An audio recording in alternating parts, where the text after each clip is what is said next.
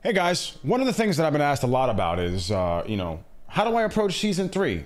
TA3 is overwhelming me, all these programs. I don't know which one to prioritize. I don't know the best way to go about things. And I'm here to let you know that it's not that stressful.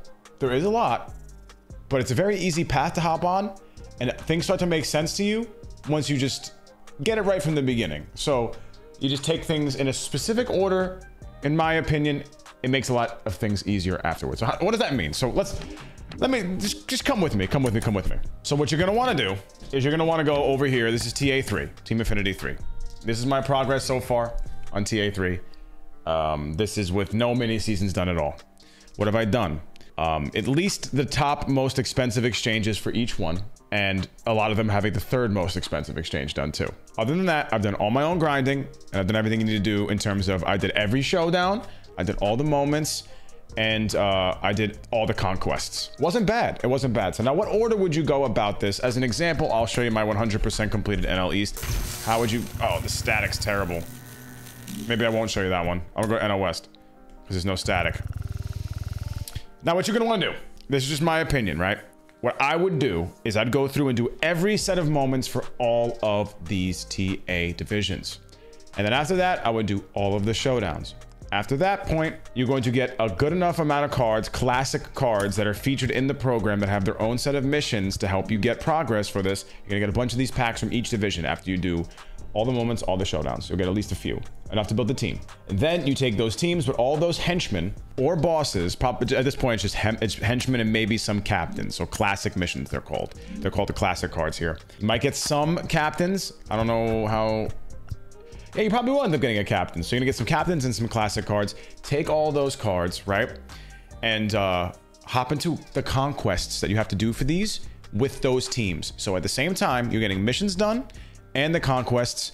Just absolutely 2 birds, 1 stoning this for the TA progress. That's what I would do personally first. But I will say there is something that was added today that could be something you maybe mix in. It can give you a little bit of a break, and that is this new program, the All-Star Week program, where by doing moments, easy missions of players within the moments, All-Star wins, and a conquest, you can get a bunch of set 3 cards, and at the end of this program, you get one of these packs you get to choose, and you get to pick one of these cards. No sell, but you get to pick one of the 99s. That's great, and 5k XP. To me, this is one of the best programs that they have dropped. It is valuable. You get a chance. So for me, I went with the last pack, which was pick a player. I took Dylan Cruz, and because I'm taking Dylan Cruz and I already had Paul Skeens, I bought that card. I decided to take the Home Run Derby pack. I didn't pull anybody from it, but that's the logic, right? If I'm already gonna get one card, I got the 2 most expensive ones from the draft pack. Let me take a shot at Vladdy. I wouldn't pull an All-Star Game pack. I wouldn't take one of the All-Star Game players. They're generally a lot cheaper. So I would just buy those cards straight out. But that's something if you want to do, if you want to take a break from TA. But overall, you should be grinding TA right now. If I, as someone who has the resources and can go flawless, and can make World Series, and it's my job to do this, and stubs or attacks right off, if I'm spending the time to grind Conquest and do all these things, I think it's really beneficial for you guys too, especially because it's streamlined a little bit this season. I actually ended up pulling Edwin Diaz from a Conquest pack, or a standard pack I got from Conquest, which is really cool. So very nice little payday. Attack this. Along the way, you'll get XP reward path progress. This is stuff, this XP reward path it should be secondary. You shouldn't be attacking it on purpose. It's something that gets done on its own. But after those programs, I'd go to the store, and if you have some extra stubs to spend, there are chances. I would not buy this pack. Buy this 15k Home Run Derby All-Star pack for a chance at 68k, 69k. Nice. Vladimir Guerrero. Rosarena 69k as well. You get a chance at them. This pack's worth it. I'd also buy a 10k cost pack to get 60k Paul Skeens, Dylan Cruz 61k, Max Clark is 65k. So and all 3 of those cards are very good, by the way. This pack is very much worth. It's 80% off. I wouldn't buy any of the 50k packs. All the value is just not there. You're paying 50k for a chance to get a card at 60k. There's just no value there. But this pack here, and especially this pack, are absolutely worth it. Definitely buy those. All-Star Game 1, I wouldn't buy. They're at 52K. That's actually went up a little bit, 49K. I guess you could, honestly, if you really wanted to. 52K is on the slouch hat, and the cards are pretty good. So maybe if you want to buy that one too. But overall, do the grinding. Another thing I want to mention here that's also important, new BR program came out. I would definitely grind that. The cards are fun to use. There's XP, stubs, cards along the way. I smell another core collection coming soon. I can feel it in the air. I could hear it in the breeze. So definitely build up your core cards. And then one of these 3 cards are very good for your team. If you want me to explain why, Rube Foster has Outlier Screwball with a great pitch mix, pretty solid pitching numbers. He's a two-way, not great offensively, but he's a very fun card to pitch with. But Hank Thompson, stats are impressive on paper, but he also makes the durability team, the Babe Ruth team, and the shortstop team. And on the durability team, he becomes incredible. His contacts get to where they need to be. And shortstop team, he gets a little bit faster if you want to do it that way. And Babe Ruth team, he gets a ton more power versus he basically maxes out versus righties at that point. So it's depending on what you want to do. Durability team's still the best in the game right now. And Bo Bichette doesn't need any boosts. He does fit the shortstop team, which is really nice, and the durability team. But I think I'd put him on the shortstop team because you get a +5 speed with that team. So this Bo Bichette, definitely a card to grind for. He's a great standalone card, absolutely mashes. And I know people are worried about the no secondaries. Shortstops can play second base and third base out of position, especially if their fielding's high, pretty well, especially second base. He'd probably be a gold over there at some point, whether he's a few parallel levels away from that or just in general, he'll get there. Very solid card. You know, take him. That's one very good God Squad card to get for free. If you go flawless, you know, that'd be dope too.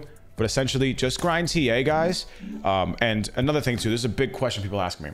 If I didn't finish TA2 or I didn't do TA1 or I joined late and I didn't do any TAs other than, you know, TA3, I just started, I just got the game. My honest opinion, unless you want a TA1 or TA2 set 1, set 2 collection card, like Babe, Chipper, David Wright, right? Unless you want one of them, I would just do what everyone else is doing and focus on set 3. There are so many readily available, really cracked set 3 cards out there right now. There really isn't much of a need to go around and kind of try and do 2 things at once. Just focus on set 3, get all the cards that way. In the season 3 XP reward path, you get John Donaldson, who's I think the best pitcher in the game right now, next to Randy Johnson, and he could two-way too. He's incredible. There's a bunch of really good packs in there with solid team building elements to it. The bosses are nice. Jock Mike Cameron, who's a 5-tool player. Marcus Semien, who I think is insanely good. Buck O'Neil, who I also think is insanely good. Zach Gallen, who is better than any Zach Gallen we've ever seen. So Jock Peterson, who is always a fan favorite. This is what you should attack right now. As far as TA goes, if you want to know what TA cards I think are really good and which ones are the best ones in the packs to take, in my opinion, that'll be in a separate video. I'll make that into a separate video for you guys. It's going to be dedicated to just TA. I don't want to make this video 2 different things. This video is about how to attack set 3, season 3, not about, you know, best TA cards. That would be its own thing. Just separate searches, but that's what I would do. Just to go over it again real quick. Unless you really like mini seasons, I avoid it. You can if you want to. I don't like it. My God, my nose is so itchy right now, guys. Allergies are killing me. I'm blowing my nose and I got like this like itchiness here and my throat's itchy. Ugh.